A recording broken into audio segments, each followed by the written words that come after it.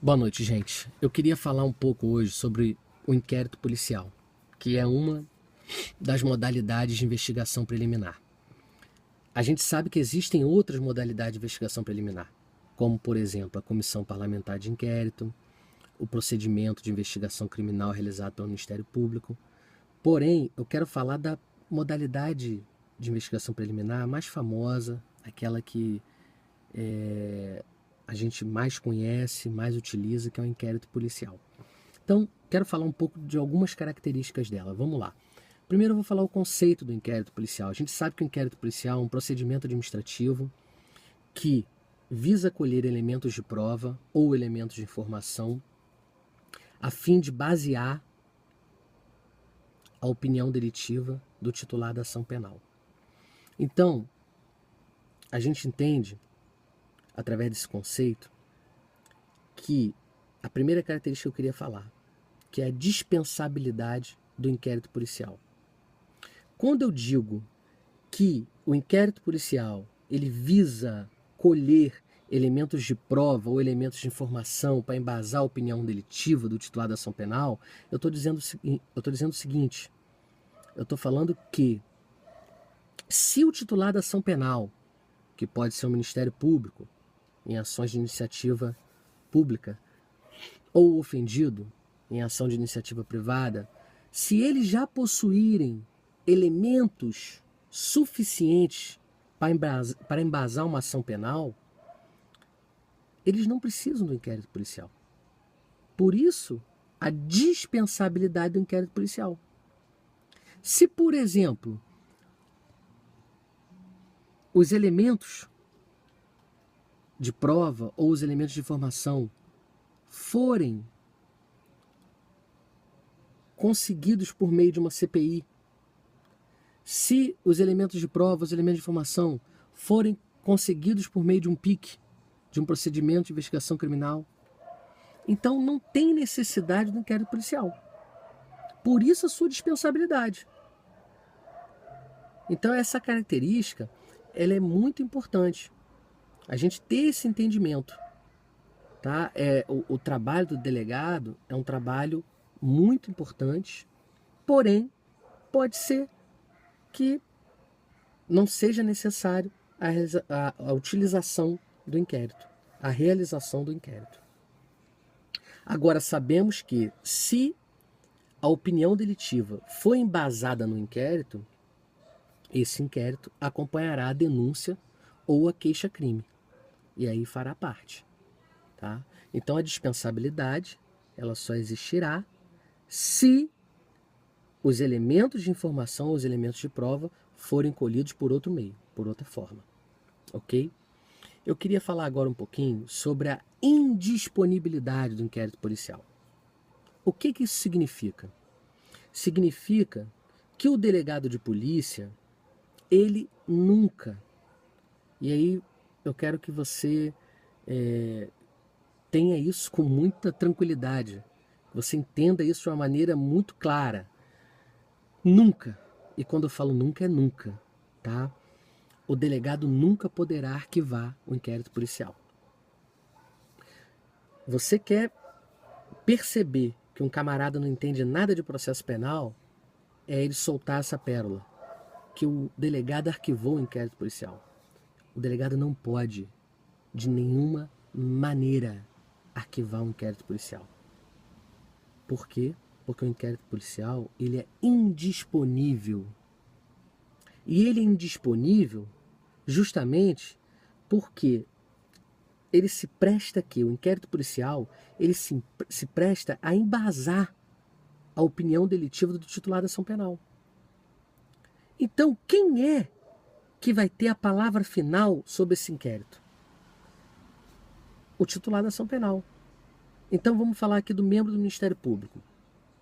Existe um crime de homicídio e o titular da ação penal pública, no caso o membro do Ministério Público, ele entendeu que no crime de homicídio existiram elementos suficientes para embasar a denúncia dele. Ele vai oferecer a denúncia. Ele vai oferecer a denúncia sem problema nenhum. Se por um acaso ele entender que não foram colhidos elementos de informação suficiente, elementos de prova suficiente, aí o promotor público, ele vai... O que o promotor público ele vai fazer? Ele vai promover o arquivamento do inquérito policial. Ele vai realizar uma promoção de arquivamento. E aí o juiz irá homologar essa promoção de arquivamento. Mas a palavra final é do membro do Ministério Público.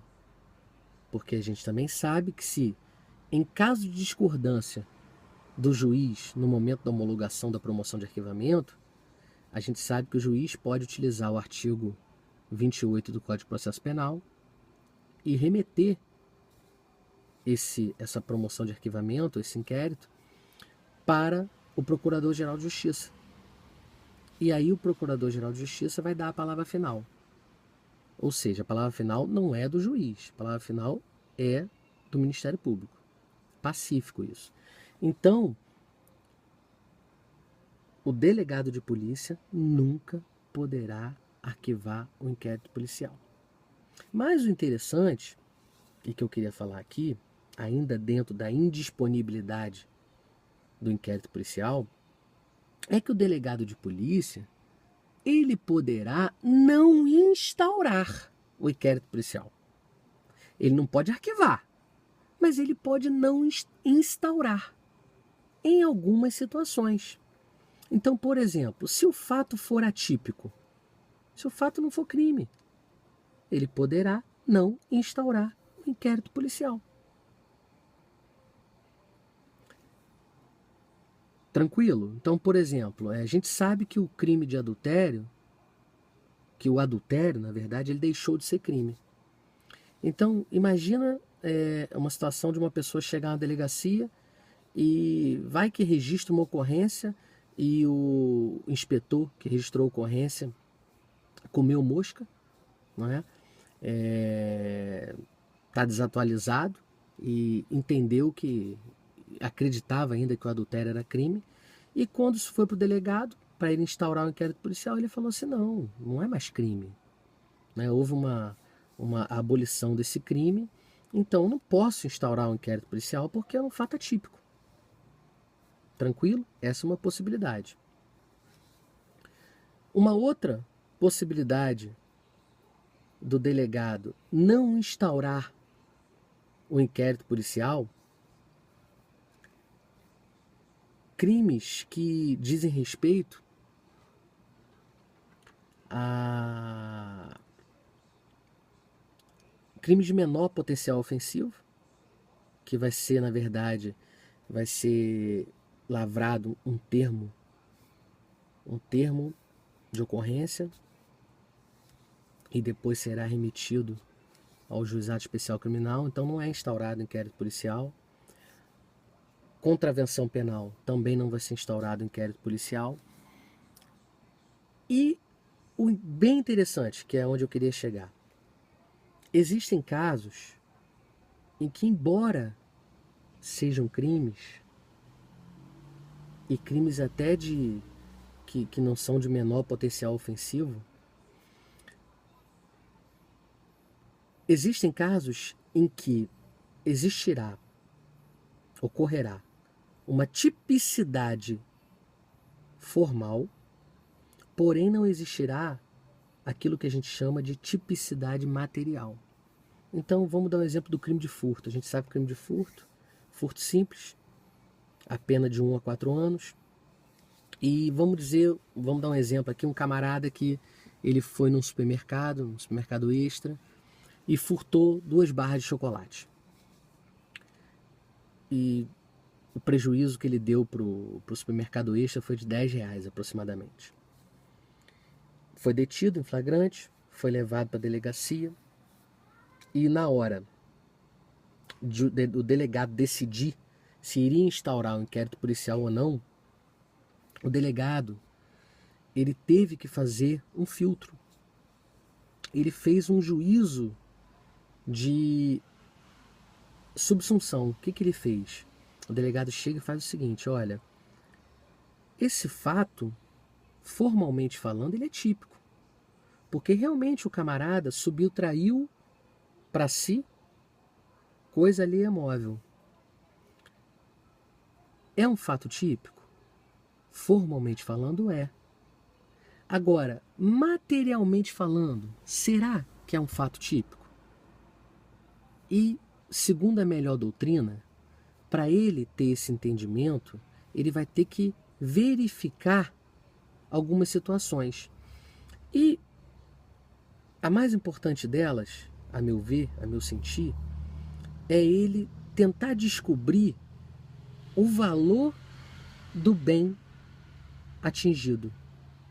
Mas não só o valor do bem atingido, mas o valor que esse bem representava para a vítima. Então, dentro do exemplo que eu dei, sinceramente, 2 barras de chocolate, R$10, você acredita que gerou um prejuízo efetivo para o supermercado Extra? Não gerou.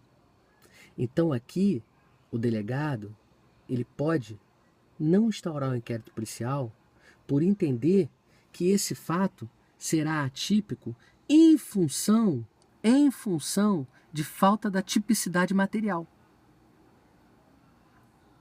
Então não existirá aqui aquilo que a gente chama de tipicidade material.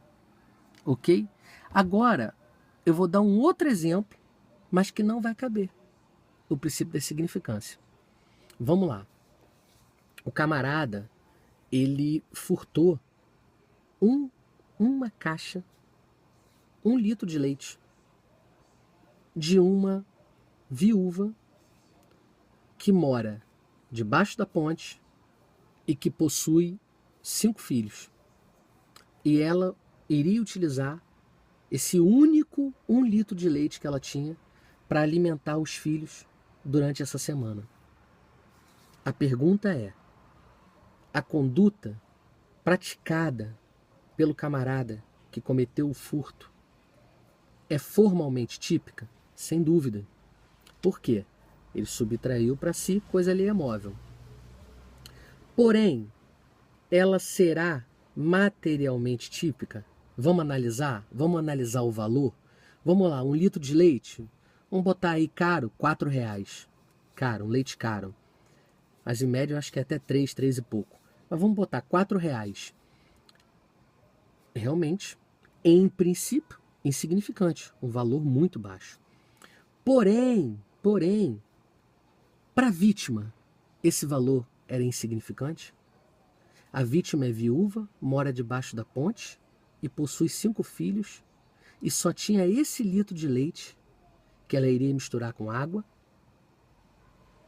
para dar para os filhos no decorrer dessa semana.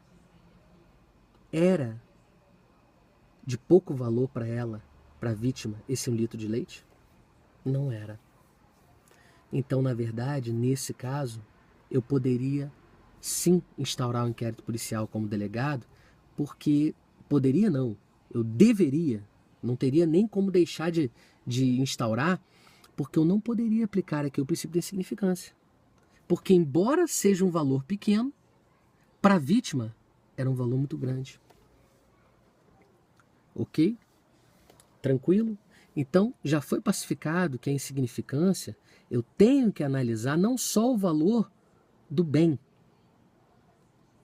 daquilo que foi efetivamente atingido, mas do quanto esse bem representava para o seu possuidor, representava para a vítima.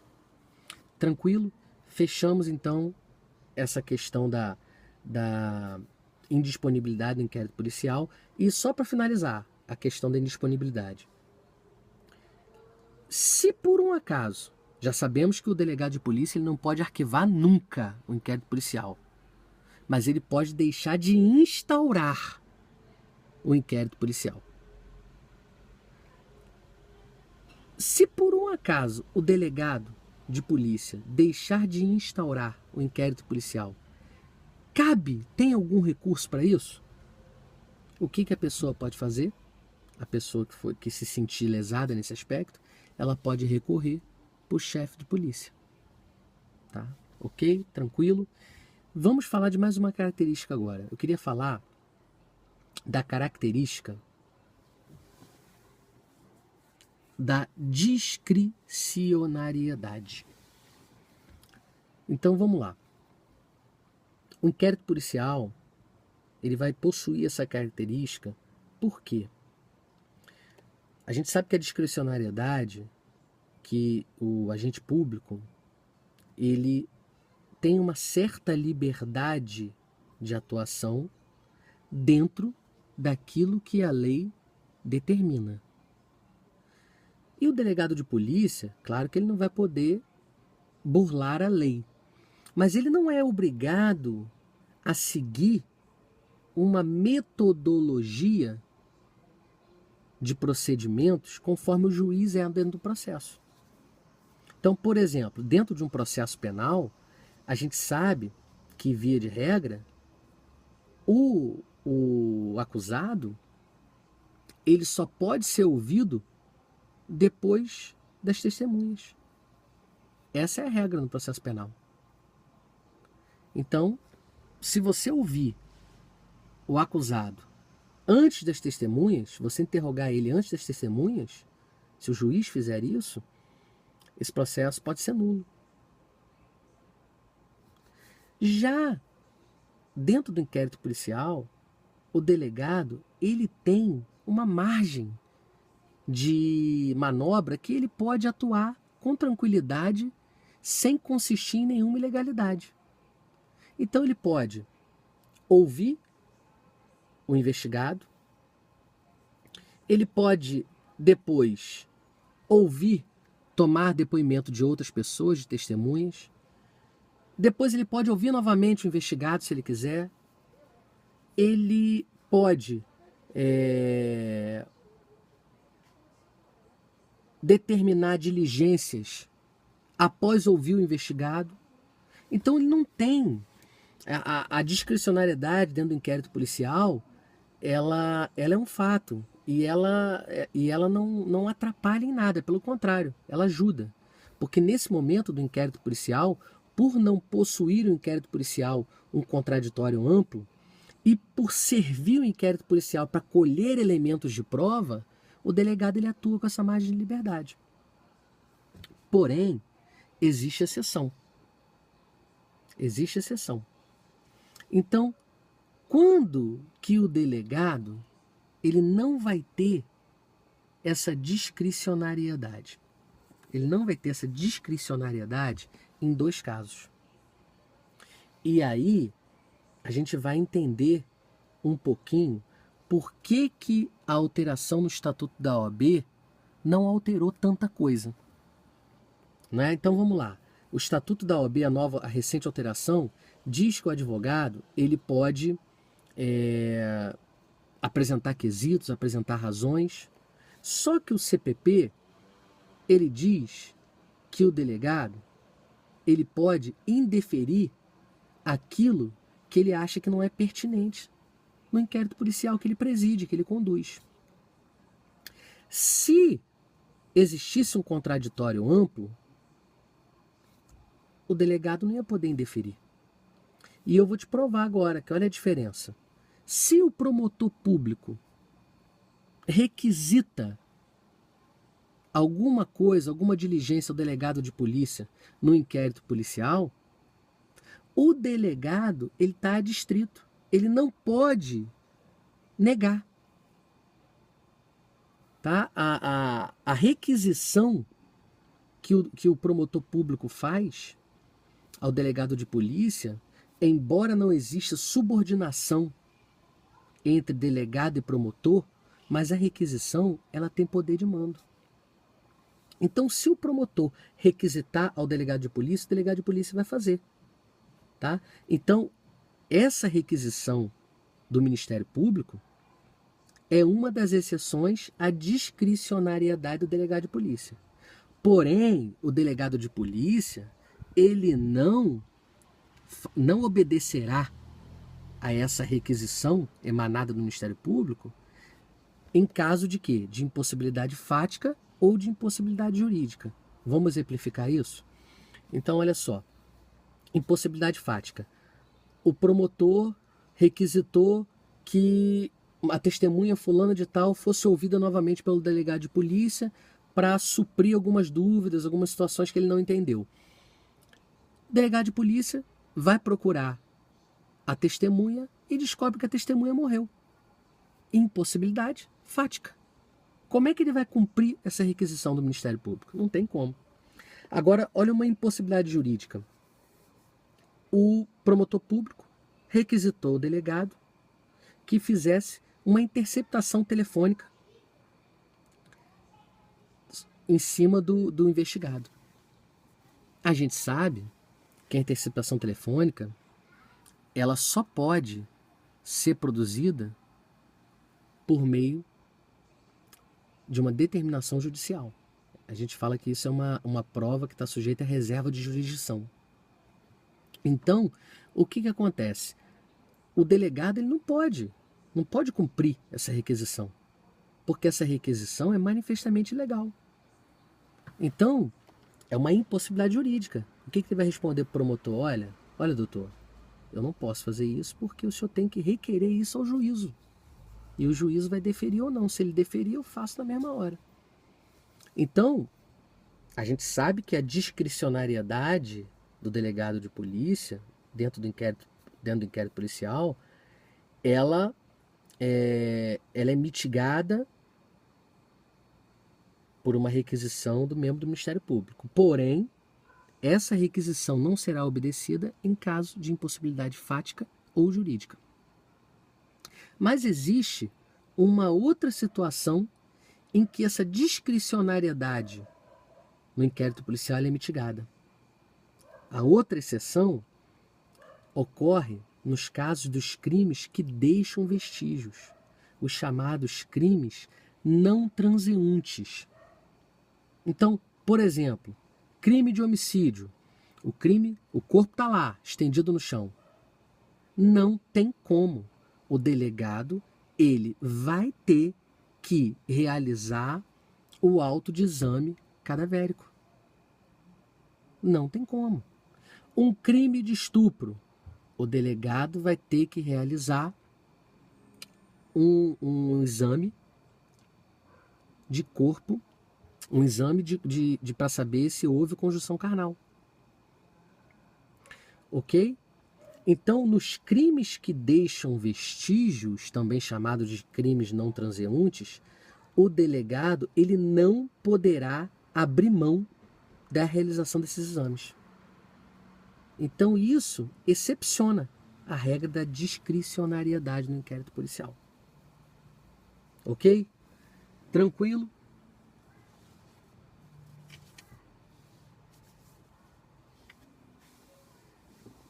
Então, para finalizar, eu queria falar só...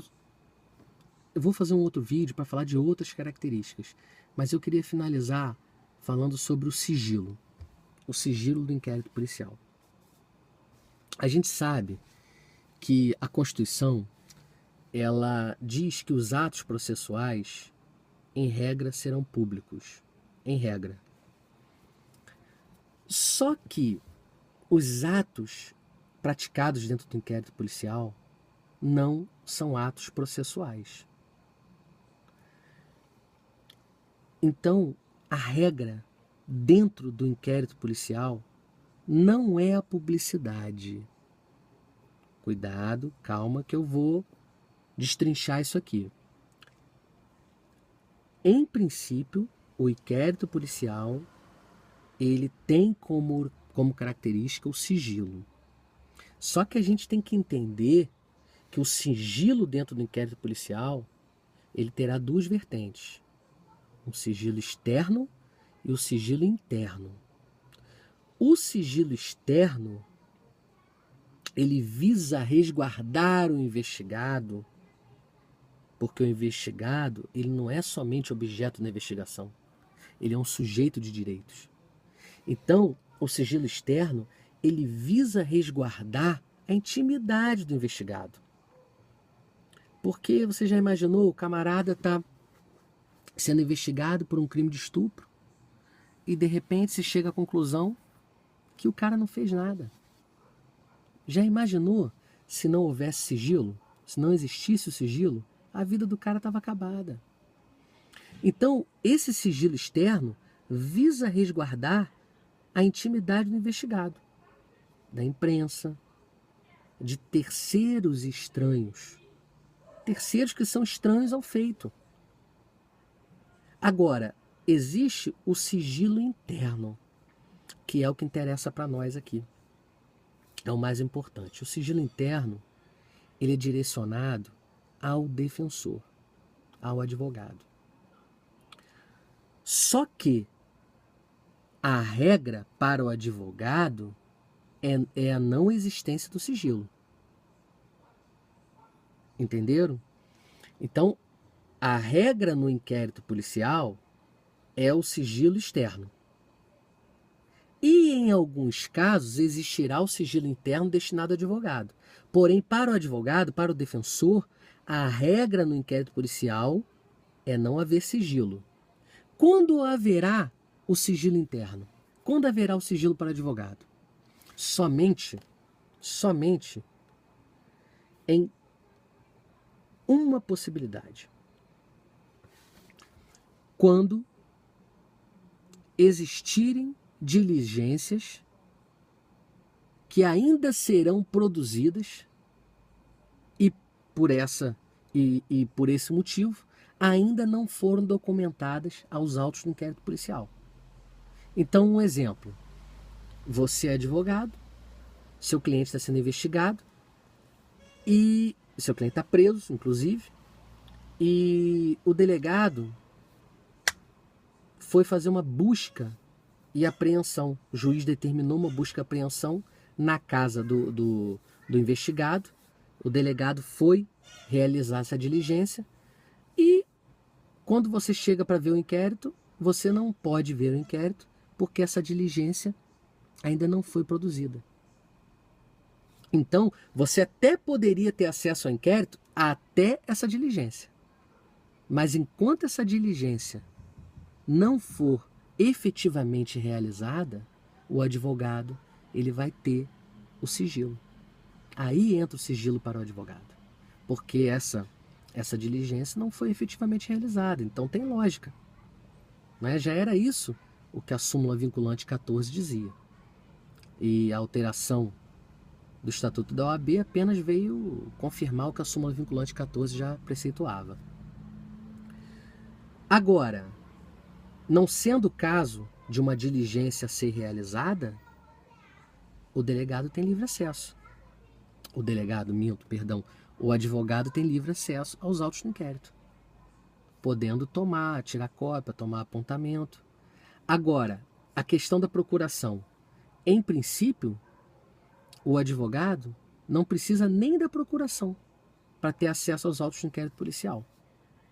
Ele só terá que ter procuração em caso de segredo de justiça. Então, por exemplo, um estupro envolvendo menor, né, a vítima era menor. Então, um caso desse, provavelmente o delegado exigirá a procuração do advogado. Então, o sigilo, recapitulando, o sigilo é uma característica do inquérito policial, sim. Sim, ao contrário do processo. Processo, a regra é a publicidade. No inquérito, a regra é o sigilo, mas é um sigilo externo, para terceiros, para a imprensa, a fim de resguardar a pessoa do investigado. Agora, para o advogado, a regra não é sigilo. A regra é a publicidade para o advogado. Porém, a exceção será quando? Quando ainda tiverem que ser realizadas diligências e essas diligências só serão de conhecimento do advogado após terem sido efetivamente realizadas e documentadas nos autos de inquérito. Então, essa é a exceção para a publicidade ao advogado. E a questão da procuração, em regra, o advogado não precisa de procuração para acessar os autos do inquérito, porém, ele precisará da procuração em caso de segredo de justiça. Ok? Então, queria finalizar esse vídeo, um videozinho de 30 minutos, que é como se fosse uma aula. Eu falei o conceito do inquérito policial, eu falei que o inquérito policial é uma das modalidades de investigação preliminar, eu falei de algumas características do inquérito policial, como a indisponibilidade, a discricionariedade e o sigilo. Um abraço, até o próximo vídeo. Fiquem com Deus.